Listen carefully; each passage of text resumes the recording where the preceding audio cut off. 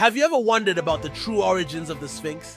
This enigmatic creature with the body of a lion and the head of a human stands guard over the Giza Plateau, whispering secrets of a time long past. Legend tells of its creation during the reign of Pharaoh Khufu, but the story runs deeper.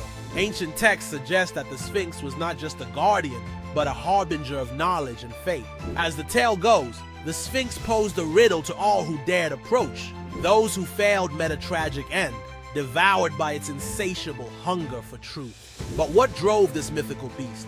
Some say it was the spirit of a forgotten goddess, cursed to roam the earth until a worthy soul could answer its question.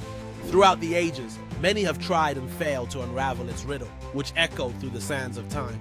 What walks on 4 legs in the morning, 2 legs at noon, and 3 legs in the evening? Not merely a test of intellect.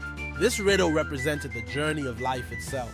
As centuries passed, the Sphinx weathered the storms of time, but its mysteries remain. Does it guard treasures of the past, or does it hold the key to understanding our own existence?